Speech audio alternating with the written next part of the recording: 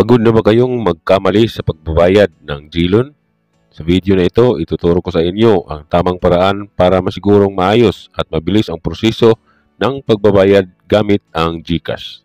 Hindi nyo na kailangang mag-alala dahil may mga simpleng hakbang para maiwasan ang late fees at penalties. Pero bago natin ito ituloy, sa mga hindi pa nakapag-subscribe sa channel ko ay pindutin nyo na ang subscribe button at i-click ang notification bell para lagi kayong updated sa mga informative video na katulad nito. Isang mabilisang video lang ito mga lods. Unang gagawin ay pumunta lang sa inyong mga GCash account. Tapos ay i-click lang ang borrow. Pagdating dito, i-click lang ang GLoan dahil ito yung babayaran ninyo. Dito naman makikita ninyo yung inyong loan amount. Ito ay 2,000 pesos pero may interest pa po ito. Tapos loan account ID at ang inyong monthly payment na 520 pesos. Dahil magbabayad kayo, i-click lang ang Pay Now. Dito naman may payment option kayong makikita. Pwede nyong bayaran ang 520 pesos na monthly or ang 2,600 na full payment, para wala na kayong balance na babayaran. 600 pesos po yung interest sa 2,000 pesos na hiniram ninyo. Kung sapat yung laman ng GCash ninyo, pwede nyong bayaran lahat para makapag-loan ulit, pero hindi na po mababawasan yung interest na 600 pesos kahit bayaran nyo pa ng maaga. Kung amount due lang ang inyong babayaran, ilagay lang ang amount dito sa enter amount.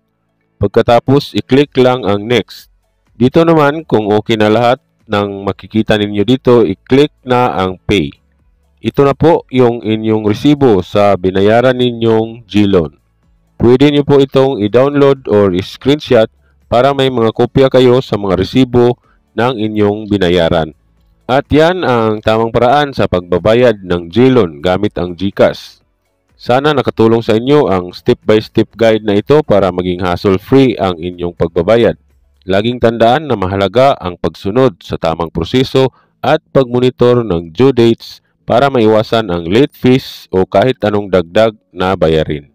Kung may natutunan kayo sa video na ito, huwag kalimutang i-like at mag-subscribe sa aking channel para updated kayo sa iba pang tips tungkol sa paggamit ng GCash at iba pang financial services.